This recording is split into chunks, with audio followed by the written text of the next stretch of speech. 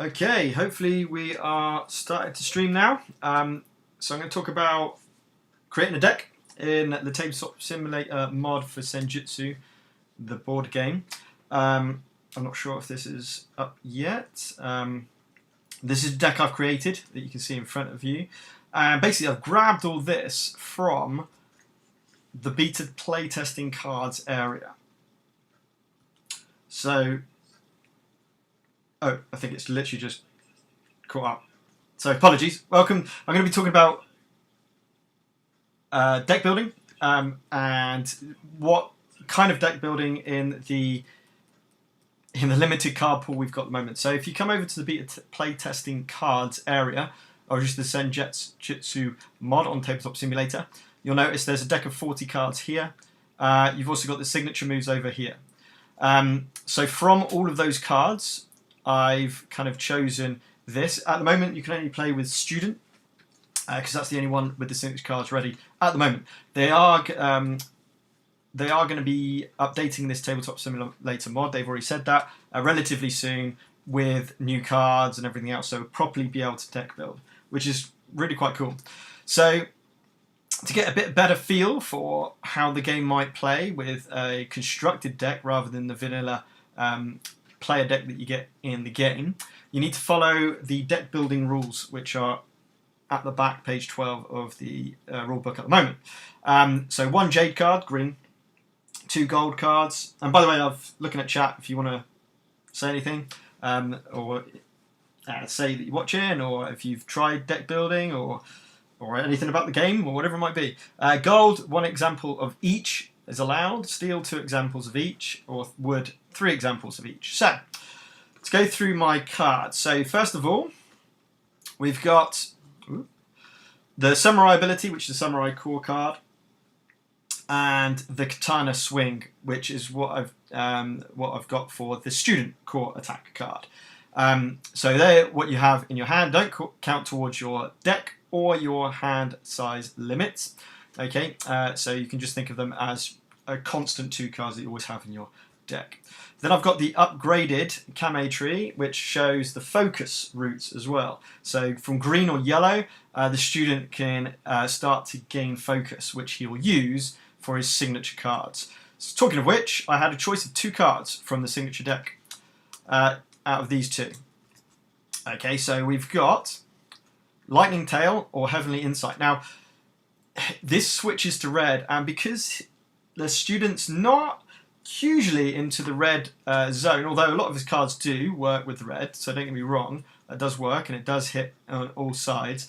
I thought being able to draw from your deck and return those in any order is absolutely insanely strong. This basically sets you up for the next 5 turns. Not only that, you can start to play those cards that say draw up to 2 cards. You know exactly what cards you're going to get in your hand, and you can start really planning your turns ahead of time. Yes, it's a 1 speed, whereas this is 9 speed, so you're pretty much guaranteed to get the hit. The top section. Now, I believe this is how it works with the signature cards. So let me put that on our side for a second as I move on to this one.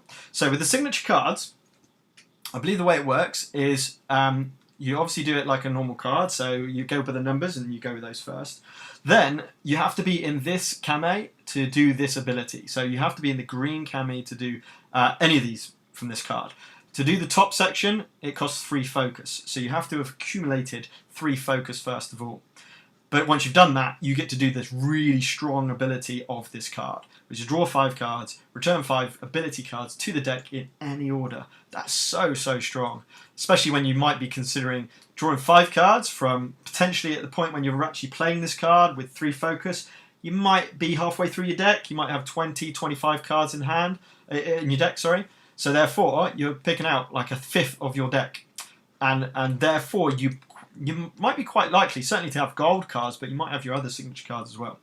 Then, obviously at the same speed, you can change Kame up to 2 branches, which is really quite handy for the student to be able to do that. Now, I believe, and I could be this wrong, once you're in yellow or green Kame, you can, once you change Kame, you can go down the focus route, and then you basically go there and come back and gain a focus. I think that's how it works. yet to hear a lot more about the focus idea and using these signature cards, as they will talk about in the updates to the Kickstarter. So this is my one Jade card, my most powerful card, Heavenly Insight. Now the other two signature cards, which you might as well throw in because they are two separate cards using the gold, is Drawn Breath and Obedience. So Drawn Breath is a really strong attack with only one focus cost, and if you look at this, you'll be in neutral, in gate, in terms of the Kame. 2 damage, 1 damage, and 1 damage behind is so strong in this game. If you can get any attacks from behind you, it's really good. You also get to change your Kame branch 1. Now if you think about this, changing Kame branch Y1 means that you can change the green because you're on the gate, and then you can do the bottom one as well, which is search your deck and draw 1 card. So you can basically pick whatever card out of your deck you want. Extremely strong. I mean, the signature cards are the strongest cards in the game, with optional movements and rotation as well. The other one, Obedience, 8 to 3, 8 or 3, I should say, sorry. And when you're doing this one, you can be in either yellow or green Kame, which is what the student really wants to be in most of the time. And it's a good defensive card. Change your opponent's Kame. Now, I believe you get to choose their Kame. I could be wrong there, but it wouldn't make sense to give them the advantage. So I think you can move their Kame to any stance. Think of it as, well, it's called Obedience, right? So I'm presuming that's what it does. Then, if you can spend 2 focus onto the yellow Kame, you can discard, your opponent discards all of their focus points. This is harsh. So you could, I mean, it has got, if you call it 8, you've got a pretty high speed. You might have quite a good chance to discard all of their focus points before they play their signature card. That could be huge. You also gain the advantage, and you get to change your Kame 1 branch. So really strong here. Again, because you're here, you'll be able to, I believe, you'll be able to go down and pick up a focus. So those are my signature cards. Then on the rest of my gold cards, you've got Calm Composure, which is an instant addition. Which you draw up to 2 cards, change any Kame, really fantastic. I mean, all of these instants are really strong. Splitting Strike, it's good for red, for rotation, but you have to play at the right time because it's a movement of, a compulsory movement of 2, and then only hitting in front of you. But as I say, the great thing about this is the student likes to be in green and yellow, remember. So this is giving 2 wounds and a potential stun. That could be really strong, given the right circumstances. Evasive Step is an instant replace, where you're stepping backwards. Again, remember, you're yellow-green most of the time, so it's really strong for that. You do have to return to gate on this one, which is a bit unfortunate, but it's 9 to 6 as well, which is quite nice. Taunt is an addition, a really great card. You force your opponent to go back to gate. Again, if you're yellow-green, gaining the advantage all the time. So the student's always trying to get back to his advantage. And then a compulsory move and a voluntary rotate, but only on a 1. War Cry. It's just such a good. I mean, I was playing that. That's in the standard deck anyway. Such a nice card. It's really mean because it stops active movement of your opponent. Compulsory foot movement, and then optional movement and green again. Green yellow, really strong for the student. You'll notice that quite as a theme through the deck. Yes, this one draws up to 2 cards, gets the advantage. It does switch to red, but there are ways to switch back to other Kames a lot in the deck anyway. Emergency Block is always a great one to have in hand because it's a instant replace, so you can see what your opponent's playing. If it's something really horrendous, just get your Emergency Block in, get out of the way, especially because you'll be in yellow and green, hopefully, and then you, again, return back to gate, but really strong. So that was the golds. Moving on to the steel. We've got River Block.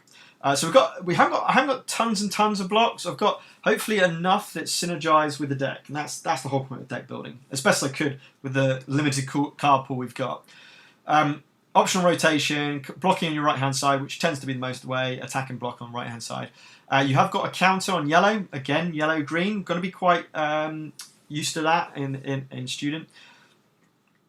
So a potential, 6 and 5 are good numbers as well. Then a compulsory move at 4. Optional rotation if you're green, and if not, you switch to green anyway. So a good way of switching between yellow and green. Wind Block is my next block, which is a 9 or a 9 to 5 for the actual defensive block as well. So really quite high speed block, which is great. Optional movement and rotation, just blocking the front, but plenty of options for countering. A really nice card for a counter strike. Horizontal Cut's absolutely fantastic card. A staple, I guess, in anyone's deck. The only issue is it's a forced movement to the side, no forward movement here, unlike the dash down strike. However, again, if you're in green stand, that changes up to a speed of 8, which is really high. You have to have the forced movement, so it is one you have to think about. If you're in red stance, you can actually force movement back instead of going forward. But it is an arc attack, so you can attack with 3 hexes in front of you, and you switch to green. That's how you got these switch into greens and switch into yellows. Really, really strong. Dash down strike. If you're in red, it's 8. You're probably not going to be in red, so you're probably not going to be using it for that. Compulsory movement forward, but hopefully you're in green to do a rotation. 2 wounds at the front with switch to yellow. Forest step is you force your opponent to rotate in your choice. If successful, you gain the advantage if you're in yellow. Again, you're seeing a real common theme here with the students' deck. If it's 2, on speed 2, sorry, you got optional movement, and green again, you got optional movement, switch to green again. Train Mind 2, lots of optional movement here. Search the decks, draw either a wood or a steel. Or change to any Kame, or if you're yellow, view your opponent's hand. This is really, really strong. Really strong card. Diagonal Slash, probably one of the strongest attacks in the steel cards at the moment. So again, only 5 speed, so it's not very strong, but if you're in green, it's 7. Optional movement back, optional rotation if you're yellow. Attacks to the side. This one, imagine a diagonal slash downwards, attacking to the right hand side. 2 wounds. If you're red stance, you do hit a wound at the front, but you're probably not going to be going for that. You're going for the sideways swipe. It can be really, really strong. And next to that is possibly one of the meanest attacks in the steel lineup, which is forward and to the right, double hit on speed 7, so a pretty fast speed as well. You do have to discard 2 cards, but you're very likely to be green or yellow. If you have a look at the branch, green is here, yellow's here. It's only 1 away from the gate. So hopefully you're in green for that, but you do return back to gate. Staggering Blow, instant addition. This is kind of staple again on the deck that you get for the demo deck. If you give a wound or a stun, you can basically push them back. If there's terrain on the board, like we played tonight on Tabletop Simulator, it's a way of getting extra stuns. So really nice. With yellow, optional move back. Again, lots of this is got synergizing with that yellow and that green. Rolling Slash, you've got compulsory move to the left or right, and an optional move to continue moving left or right. Green gives you that rotation. Green's really good for getting extra movement out of your player. So really, really strong green. 1 wound, 2 wounds left. This is one of those really quite unusual attacks where you actually hit on the left hand side rather than the right hand side. So if you go up alongside their left hand side, they're probably not going to be able to block, and you can do the 2 damage. Again, extra hit wound if you are in red. So even if you are in red, you still got some options. Wild Block. I put this in at the end because I had to make 40 cards. I don't know if I would use Wild Block. It is really useful because it has block all the way around. Especially to get those, and you can have it at 9, so it's really quite strong for that. But you're probably not going to be doing the counter. It's quite painful. It's discarding 2 cards. Yes, discard 1 card less if you're on green. So the student maybe has a little bit more advantage with that. But it's good. It's a great block. I don't know if it's one I would definitely go to and put it into the deck straight away. Faint Cut. Again, I probably wouldn't include this one either. Probably not. It is the good news is it is a replace, and it does kind of synergize with student with the green because you can actually move and then do an attack, and it might be possible. Chances of doing a faint cut and winning with the 6 speed and then being able to hit off with the red is probably quite unlikely, depending on your opponent. But the yellow is really quite nice, and it also, this is the strongest part about it, is that that didn't work. It switches to that yellow Kame, which is really strong and synergizes with this deck a little bit more. Yes, I want more switching to green. That's the kind of jam on this, but it's still fine. And finally, the last one is Swift Mine. A lovely card, very fast, optional movement, always good. Probably going to be looking at a rotation because, again, you're probably going to be wanting to be green. Draw up to 2 cards, change camo up to 1 branch if you're yellow. So, again, a really, really good card for the student. Which leaves us to our, by the way, I should have said as well, I've got 1 river block, 2 wind blocks, 2 horizontal cuts, 2 dash down strikes, 2 forest steps, 2 train mines, 2 diagonal slashes, 2 wild swings, 2 staggering blows, 2 rolling slashes, 1 wild block, 1 feint cut, and 2 swift mines. Leaving 3 quick stabs. Quick stabs are pretty much your staple wood card. Hopefully in green to be able to rotate and get them into your to hit range. Just doing a hit. This is really nice as well because if you get into yellow, it's more about manipulating them when you're in yellow. So you can successfully, if you hit them, you can get them to discard a card, which is always quite nice. Quite hard to pull off if you're in yellow because you don't get the rotation. Deep Meditation, got 2 of these, just movement. If you're yellow, you can view their hand. That's extremely strong. I was contemplating putting the 3rd one of these in because it's draw up to cards and switching to yellow. But again, I wanted to be more into green than yellow, to be honest. Pummel Smash, 3 of these. Again, you want some attacks in the deck because a lot of these are there are a fair amount of attacks, but I needed just to make sure I've got enough attacks in the deck. It's really nice because it's a forced movement, but in a forward direction with a rotation. If you're in green, to hopefully get that hit off. So hopefully you'll be successful, which causes a stun as well. So not just a wound, but a stun as well. And if it's successful, discard 1 card. I'm contemplating getting another one of these just because of the viewing their hand. I mean, that's so strong as a card. So that's my deck. Now, if you're playing Tabletop Simulator and you want to create a deck and bring it into other games, you can do. So what you'll do is you'll grab, let's say you'll grab one of these wood cards. Okay. Then if you hold down Shift and you select the box around your cards, push and hold, and then highlight over, it'll start to create your deck. Let's just put those in as well. That didn't work. It's weird. Thank you. And then we'll just put these 2 on top. And then we'll put that one on top. So that's my deck, my entire deck. Okay. So what you want to do is you want to create this as an object. So if you go to Objects, if you go to Saved Objects, no you don't, sorry. If you right click, that was it, Save Object. So right click and Save Object. Call it Student Senjutsu Deck. Save that. So now, whenever you're in a game, click Objects, Saved Objects, and then Student Senjutsu, and you literally pull it out, and there's your deck.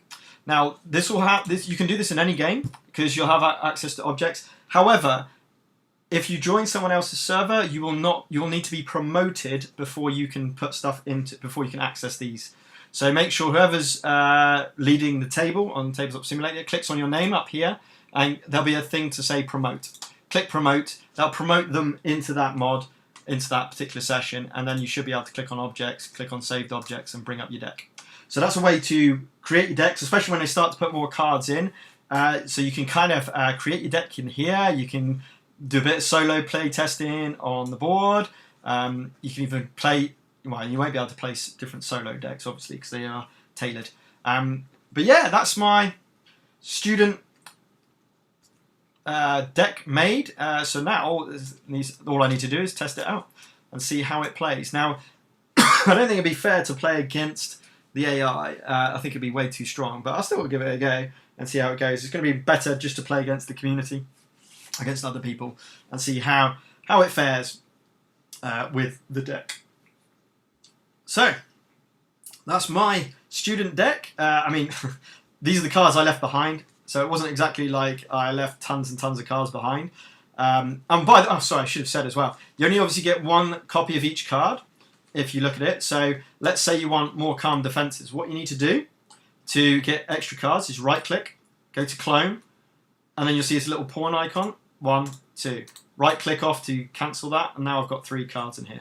So, I want 2 of these. right click on that card, go to clone, left click, and it clones it and adds another one. Now I've got 2 of those and 3 of those. Okay, so as you'll notice I had multiples of some cards. That's the way you do it. Right click, click on clone, and then left click to add clones in. Same for focus tokens, same for anything, to be honest. You can right click, clone, and then you can create multiple of these. If you wanted to change the color of them, you can right click on it, color tint, and then you can change it to blue, for example, and it will change those colors, especially if you've got multiple players. Okay, and you want to change those colors. What else? I think that's about it in terms of the deck. Same for the rings, right? Let's say I want a ring, I want to clone that. Right click, clone, chuck it onto there. Right click to deselect, click on this, right click on that, color tint it blue, apply, and you're away to go. Okay. Same with these. Say I'm doing the warrior, and I'm doing the student, and I want it blue. Right click, clone, boom. Right click to cancel. Right click, and then color tint, go blue, apply. Oh, that's terrible. Let's go with a lighter blue. That is certainly not blue, is it? Wow, that didn't work. Eek. That's weird. Not sure why that's going green. Anyway, that's weird. Yeah, I don't know why it's doing that. That's really weird. Anyway, it usually works. Ah, colour to white. So what happens if we go with blue with this? Just does the inside. So there is no white on this dot. Oh, okay. That's probably won't work. Never mind. Anyway, that's how you do your decks. I have no chats here. I'm not surprised. It's pretty late at night. However, if you want to see what deck I created and a little bit about using the deck creation and a few Tabletop Simulator tips of how to clone cards, change the color and everything else. Hopefully you found that interesting. So, till next time, keep gaming and enjoy Senjutsu.